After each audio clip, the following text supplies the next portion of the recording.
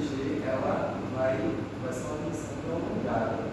Então, ela vai, como eu disse, evitar os efeitos de defesa e vai permitir que o paciente ele respeite seus limites.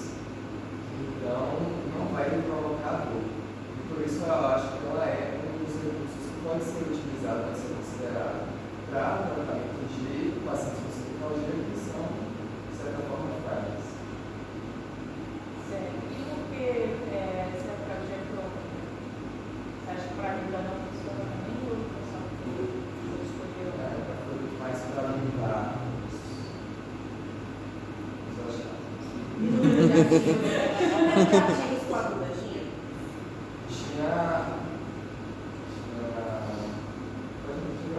Número de ativos, você ficava de aviso.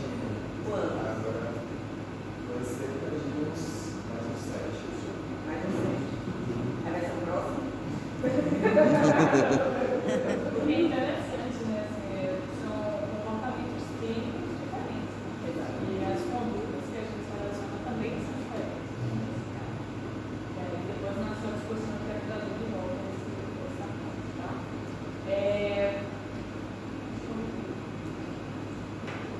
Beleza. Uma coisa que eu fiquei na dúvida é por que você trabalha com consideração como crônica? Eu estava lá no registro e tal, era o crônico de um artigo era igual para o crônico de outro, porque assim, na literatura isso vai para isso. Tem gente que define acima de 3 meses, tem gente que define acima de 6 meses, como é que vocês quiserem?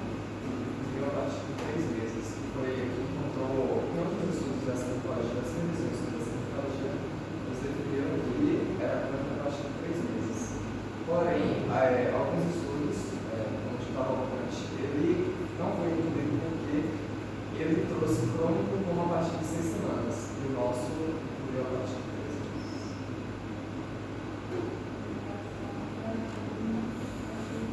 Seria legal você colocar isso no seu critério de inclusão. Não sei se está. A gente ficou bastante nisso no vídeo também. Mas deve estar em algum momento. Se estiver claro, a gente deixar mais claro, tá? Eu vi cerca de 8 anos também específico. Mas se der para cobrar, não dá. Porque na Deve estar verdade, nos conceitos mais antes. Mas a gente deixa mais claro, talvez, aí nessa parte. porque inclusive vocês excluíram, né? Sim.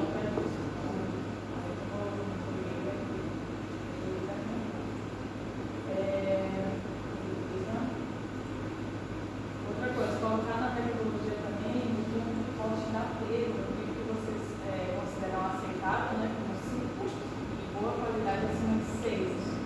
Mas na metodologia vocês não colocam, vocês falam, né? Da escala, que são os itens, mas consideram 0 a 10 porque você não definiu.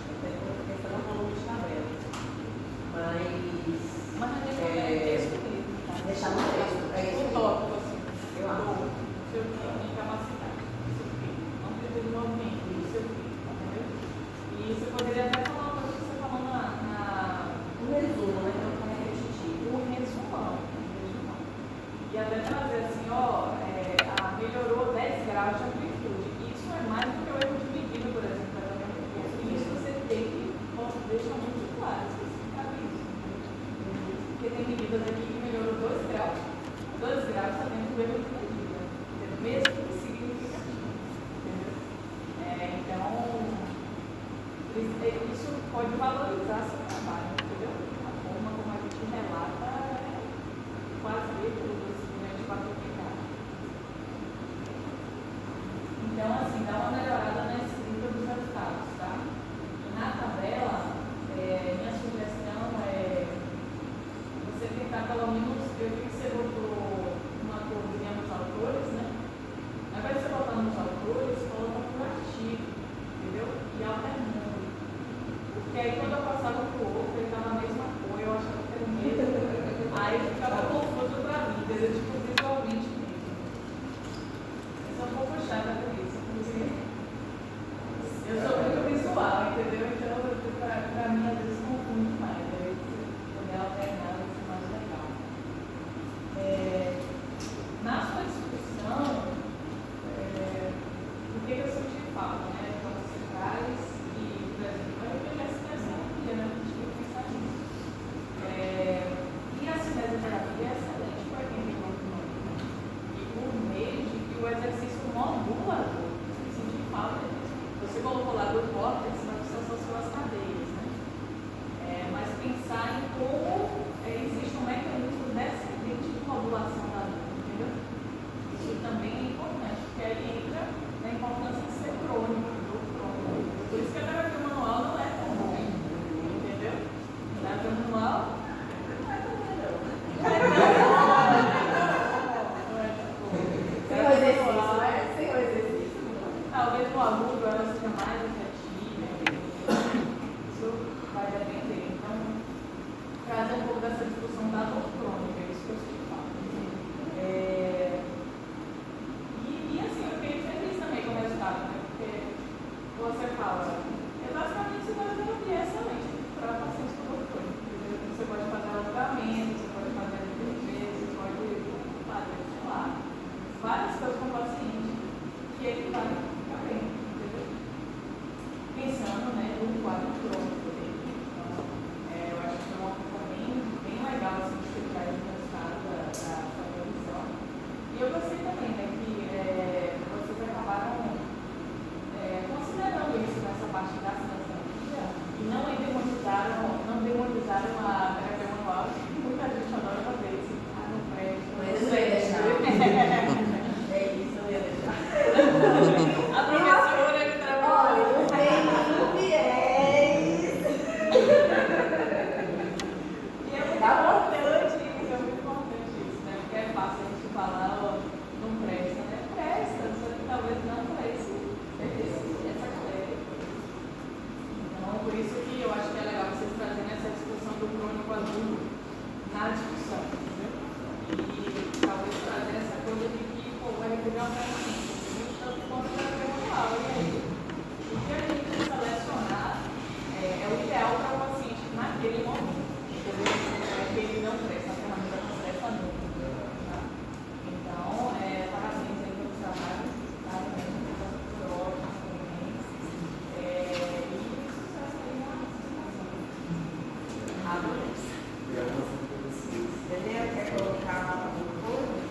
Não, achei as contribuições interessantes. Sacou na tabela também, porque teve uma dificuldade para descobrir um método de colocar essa tabela. Fica alguns cabelos brancos amados.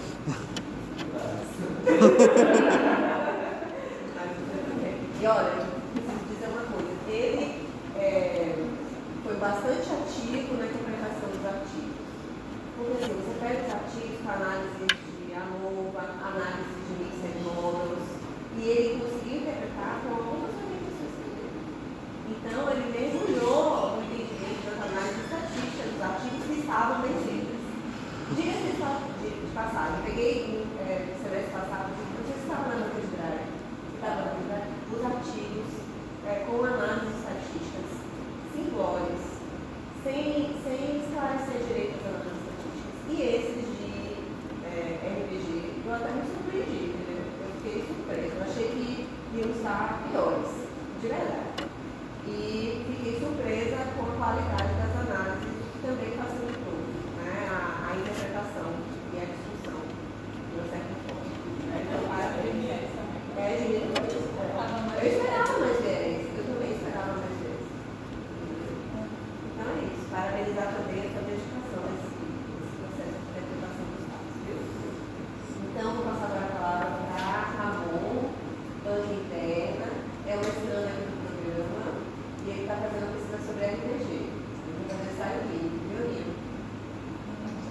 Estamos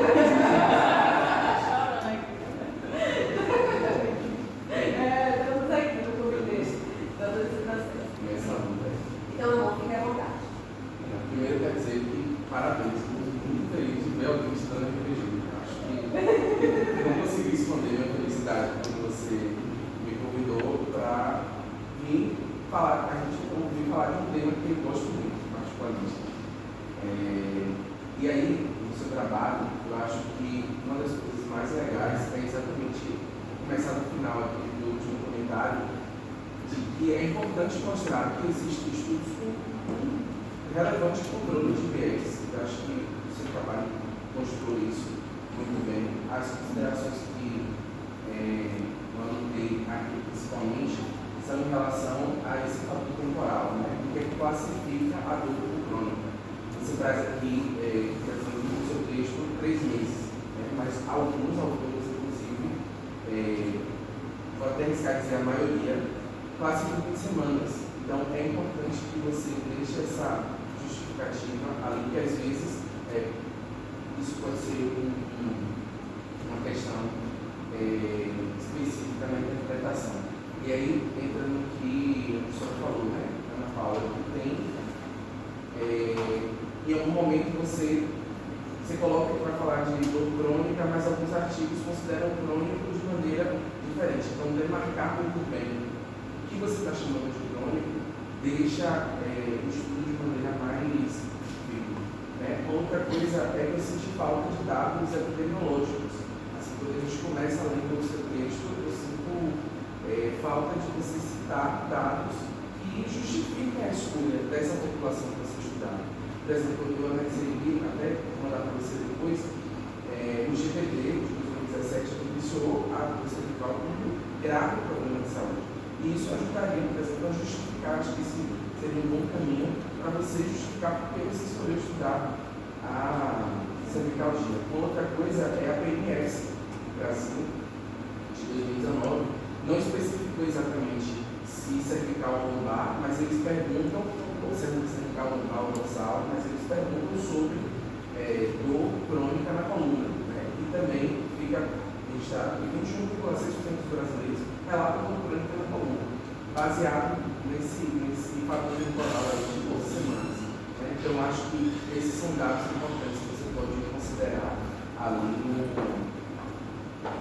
nos primeiros parágrafos que você demarca, né, o que é a doença cervical e como ela pode ser classificada. Você também trouxe outras formas de classificação, que alguns artigos falam dessas formas, como a microplástica e tal.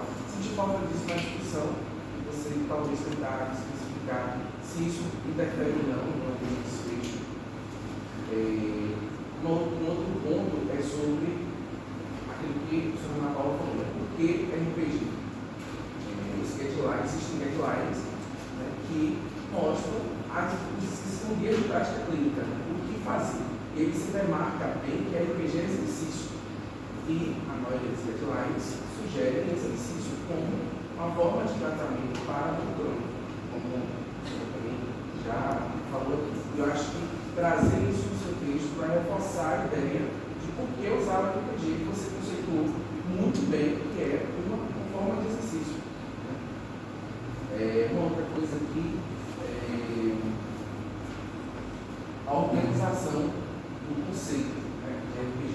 Eu acho massa você colocar que, de fato, né, para o seu tipo de definição, né, e eu acrescentaria aí que as posturas são escolhidas de maneira independente, porque quando a gente vai olhar, por exemplo, a metodologia dos artigos que você escolheu, alguns usam especificamente algumas posturas. Isso pode influenciar no resultado, principalmente, porque, como você mesmo colocou, a RPG tem múltiplas posturas que são distribuídas em 4 famílias, e você trouxe isso na apresentação, mas eu acho importante isso estar escrito lá no seu texto, né? E essa talvez seja, inclusive, uma limitação do resultado, a escolha de postura, né? Se eu não me engano, 2 ou 3 artigos especificam que vão usar aquelas 2 posturas.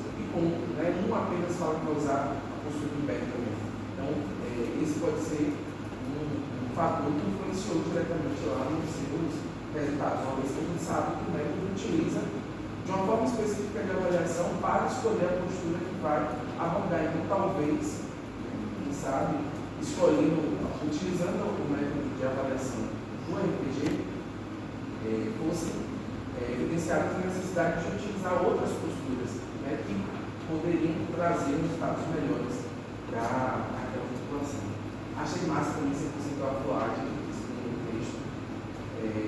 Isso demarca como que a postura vai ser evoluída, né, e de fato é RPG.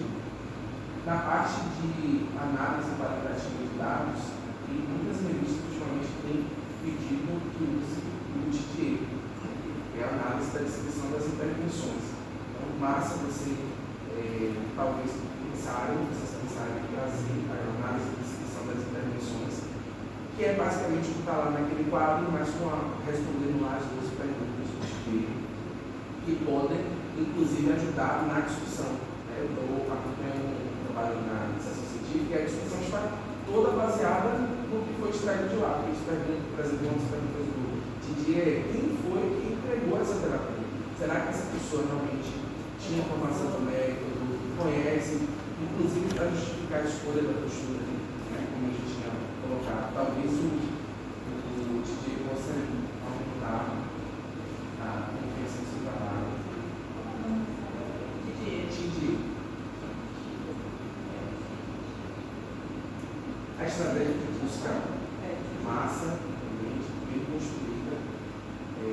A avaliação da Manual 2, inclusive, eu vi vocês discutindo ali alguns dias sobre essa avaliação massa mesmo, vocês revisarem o artigo na conta, porque às vezes não está claro algumas informações, né, e a gente precisa ler e reler para chegar nessa conclusão.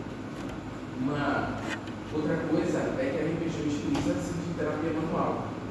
Inclusive, um artigo você cita na discussão, ele fala isso muito claramente, que em algum momento a terapia manual vai ser utilizada durante a manutenção da postura. Então, talvez isso seja uma implicação nesse desfecho quando a gente compara que a terapia manual ela não foi superior, por exemplo. Então, é bom deixar claro que o RPG também utiliza de algumas técnicas da terapia manual, mas não somente isso, né, que é a terapia manual associada ao exercício, como você deixou claro, que é um método de prototipo de inibição. Né? Acho que isso também foi bem conceituado, e se você acrescentar esses dados epidemiológicos, trazer lá as recomendações dos guidelines, você com certeza vai ter uma justificativa, como você falou, né, mais robusta para escolher a RPG. Um dado que a gente acabou encontrando na pesquisa é que mais de 17 mil profissionais utilizam desse método segundo o Instituto RPG, o Instituto Social de RPG, no Brasil e no mundo. Então, de fato, a técnica está difundida na prática clínica, as pessoas conhecem, os pacientes confiam também, e a gente precisa verificar se de fato esse método pode ser utilizado. E o último comentário, eu fiquei muito feliz também, aqui a sua sugestão. Realmente o viés aqui. A necessidade de falar, isso é um fato. E uma outra coisa que é a necessidade de estudos que mascaram os pacientes, ou seja, tem um duplo chão. Isso é super importante para a gente verificar o real efeito da técnica. Acho que os próximos trabalhos vão trazer isso bem claramente, porque de fato é a discussão que a gente tem tido ultimamente. E é isso, parabéns. Acho que esse trabalho está incrível para a apresentação. Muito bem.